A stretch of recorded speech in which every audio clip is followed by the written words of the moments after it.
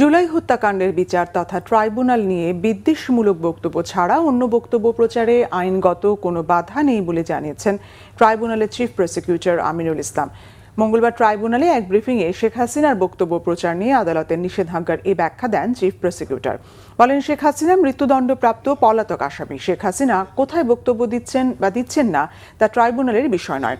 ট্রাইব্যুনালের বিষয় রায় বাস্তবায়নের জন্য তাকে ফিরিয়ে আনা। শেখ হাসিনা দেশে এলে আপিল করার সুযোগ থাকলে আপিল নিষ্পত্তির পর আইন অনুযায়ী সাজা কার্যকর হবে। জুলাই গণহত্যার বিচার কাজ প্রভাবিত করতে পারে ট্রাইব্যুনাল নিয়ে শেখ হাসিনার এমন বিদ্বেষমূলক বক্তব্য প্রচারে গত বছরের 22 জানুয়ারি নিষেধাজ্ঞা দেয় আদালত।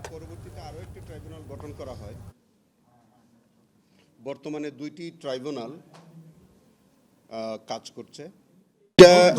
আমি আপনাকে বলি, ওখানে আমাদের কোর্টের একটা কন্টেম্পট পিটিশনে, একটা কন্টেম্পট রুলের উপরে, কন্টেম্পট অর্ডারে ছিল যে তিনি যাতে বিদ্বেষমূলক কোনো কথা না বলেন। দেখেন, বিদ্বেষমূলক কোনো কথা এটা প্রচলিত আইনেও বলা যায় না।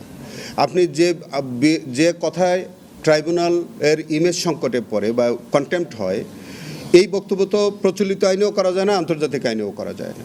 তো সেখানে তখন তাকে কিন্তু ওনার বক্তব্য বলতে বারণ করা হয়নি। শেখ হাসিনার বিদ্বেষমূলক বক্তব্য আপনারা প্রচার করবেন না, বাকি বক্তব্য প্রচার করতে আইনগত বাধা কোথায়?